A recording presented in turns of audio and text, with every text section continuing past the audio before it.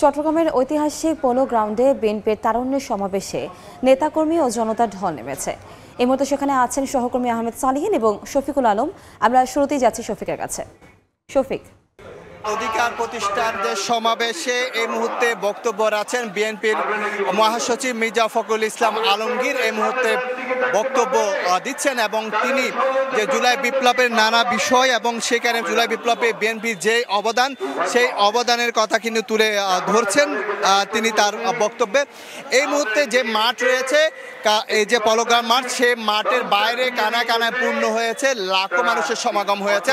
চট্টগ্রামের 11টি উপজেলা জেলা এবং 99টি উপজেলা থেকে নেতাকর্মীরা এখানে এসেছেন এবং তাদের মূল যে মেসেজ সেটি হচ্ছে তরুণ সমাজকে, তরুণকে উদ্বুদ্ধ করা, সচেতন করা। আগামীর নতুন যে বাংলাদেশ সেটি হবে তারুণ্য নির্ভর এবং 1 কোটির বেশি যে ভোটার রয়েছে সে ভোটারদের আকৃষ্ট করতে মূলত এই উৎসবের আয়োজন, এই তারুণ্যের সমাবেশ বলে তারা জানিয়েছে। আমরা একটু মাঠের দিকে দেখানোর চেষ্টা করি।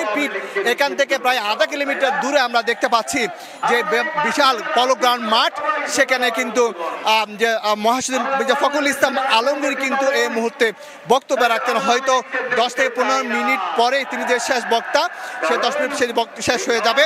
তো আমি যেটি বলতে পারি, তারা বলছেন যে তারা দীর্ঘদিন ধরে 16 বছর ধরে বিএনপি নেতাকর্মীরা নানাভাবে নির্যাতিত হয়ে নিষ্পেষিত হয়েছে, মামলা হামলার শিকার হয়েছে, তারা রাজপথে নামতে পারেনি।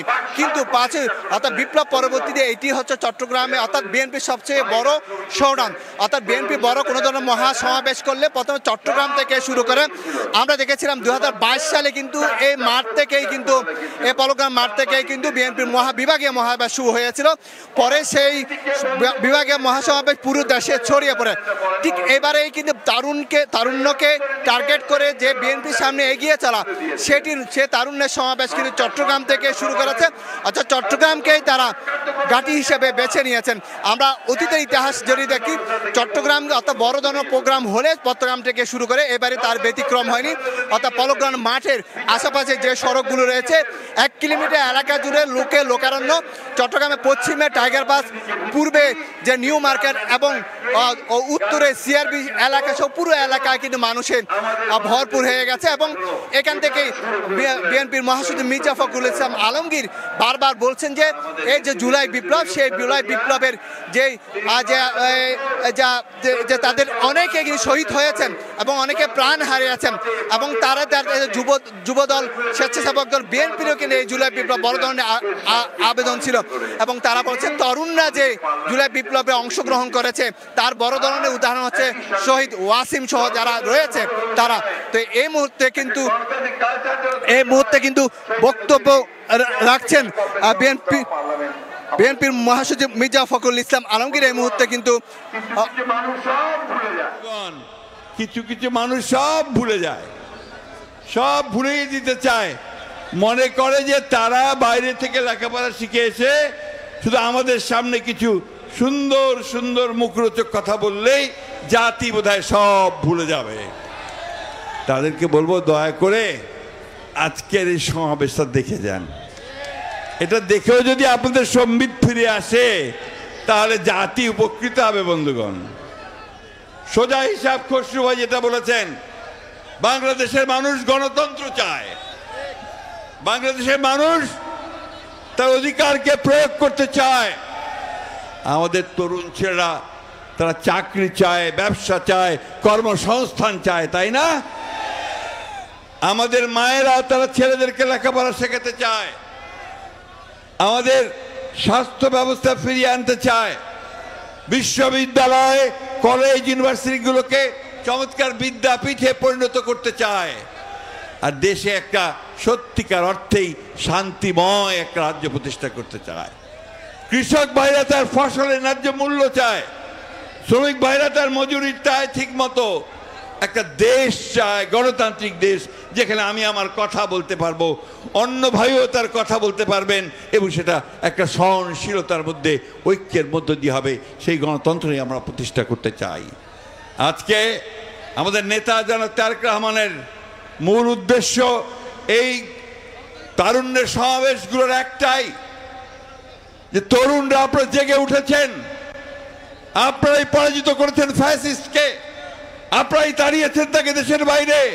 সেই তরুণরা আবার জেগে উঠুন, আপনার অধিকার আপনারা জোর করে কেড়ে নিন বন্ধুগণ। মাথা ঠান্ডা রেখে সজাগ থেকে আজকে সমস্ত চক্রান্ত এবং যে ষড়যন্ত্র আছে তাকে আমাদের ব্যর্থ করে দিতে হবে বন্ধুগণ। বন্ধুগণ, বক্তব্য দীর্ঘ করব না, শুধু একটা কথা বলতে চাই। আমরা সেই যুদ্ধ শুরু করেছিলাম 1971 সালের স্বাধীনতার যুদ্ধ। শহীদ প্রেসিডেন্ট জিয়াউর রহমান সাহেব শুরু করেছিলেন একটা স্বাধীন, গণতান্ত্রিক, মুক্ত, সমৃদ্ধ বাংলাদেশের জন্য। আমাদের নেত্রী দেশনেত্রী বেগম খালেদা জিয়া দীর্ঘ 9 বছর বাউলের সঙ্গীত গেয়ে, গণতন্ত্রের সঙ্গীত গেয়ে তিনি পাতে পাতে ঘুরে বেরিয়েছেন গণতন্ত্রকে প্রতিষ্ঠা করবার জন্য আপোষহীন মনোভাব নিয়ে। আর আমাদের নেতা তারেক রহমান আমাদেরকে নতুন করে এই তারুণ্যকে আজকে শিক্ষা দিচ্ছেন, এগিয়ে নিয়ে যাওয়ার চেষ্টা করছেন যে আসুন আমরা একটা সত্যিকার অর্থেই আধুনিক বিশ্বের উপযোগী একটা বাংলাদেশ গড়ে তুলি, তাই না? তার জন্য কি দরকার? আধুনিক শিক্ষা দরকার। তার জন্য কি দরকার? আমাদের আইটি শিক্ষা করতে হবে। তার জন্য কি দরকার? আমাদেরকে লেখাপড়ার দিকে আরো বেশি ঝুঁকতে হবে। কিন্তু একটি কথা সবসময় মনে রাখতে হবে যে দেশের স্বাধীনতা সার্বভৌমত্ব বিক্রি করে আমরা কোনো মতেই কোনো কিছু করতে দেব না। বাংলাদেশের প্রশ্নে আমরা আপোষহীন, যে কারণে আমাদের নেতা বলেছেন সবার আগে, কি বলেছেন? জোরে বলতে হবে তো, সবার আগে, সবার আগে। উনি বলেছিলেন ফয়সালা হবে কোথায়? রাজপথে, তাই না? হয়েছে ফয়সালা। উনি বলেছিলেন টেক ব্যাক, টেক ব্যাক। আর এইবার বলেছেন সবার আগে বাংলাদেশ, তাই না? আসুন আজকের এই তরুণ ভাইরা, আমরা এই বুড়োরা যারা আছি আর কি, বুড়োরা আমরা তো বুড়ো হয়ে যাচ্ছি, তা আমরা দেখতে চাই একটা সুন্দর, সত্যিকার অর্থেই একটা সুন্দর সমৃদ্ধ বাংলাদেশ, যেখানে মানুষ মানুষকে ভালোবাসবে, যেখানে সম্প্রীতি থাকবে, প্রেম থাকবে, ভালো থাকবে, আর বাংলাদেশের মাথাটা উঁচু থাকবে, পতাকাটা পথ পথ করে উঠবে। সেই বাংলাদেশ আমরা দেখতে চাই বন্ধুরা। আজকে আমাদের সৌভাগ্য যে আমাদের ক্রিকেটের আরেকজন তরুণ নেতা যিনি আজকে আমাদের মাথায় এখানে উপস্থিত, তাই না? চট্টগ্রামের ছেলে তো নাকি তামিম? চট্টগ্রামের ছেলে না? এরকম অসংখ্য তামিম সে তৈরি করতে বলেছে, তাই না? সবাই সেদিকে যাবেন। সব শেষে আবারও আপনাদের চট্টগ্রামের মানুষকে আমি আমার আন্তরিক অভিবাদন, সম্মান জানাতে চাই, স্যালুট জানাতে চাই যে আপনারা লড়াই করে এই জায়গায় এসে পৌঁছেছেন বন্ধুগণ। সেই সঙ্গে ওয়াসিম আকরাম 16ই জুলাই যিনি শহীদ হয়েছেন তার প্রতি শ্রদ্ধা জানাচ্ছি। দুর্ভাগ্যের কথা, এই সরকার যখন পাঠ্যপুস্তকের নামগুলো তুলেছে তখন সাইদের নাম তুলেছে, আমরা খুব খুশি হয়েছি। মুগ্ধের নাম তুলেছে, আমরা খুব খুশি হয়েছি। কিন্তু যখন ওয়াসিমের নাম আমরা দেখিনি সেখানে আমরা দুঃখিত হয়েছি। আমরা বিশ্বাস করি যে সরকার অবিলম্বে এইটা সংশোধন করে ওয়াসিমের নামও সেখানে সংশোধন করবেন। আপনাদেরকে আবার সব শেষে তরুণদের সহযোদ্ধাদেরকে, তাদের নেতাদেরকে সবাইকে আন্তরিক শুভেচ্ছা জনাব আমাদের ভারপ্রাপ্ত চেয়ারম্যান জনাব তারেক রহমানের পক্ষ থেকে পৌঁছে দিচ্ছি। চট্টগ্রামের ঐতিহাসিক পোলো গ্রাউন্ডে বিএনপির তারুণ্যের সমাবেশে নেতাকর্মী ও জনতার ঢল নেমেছে।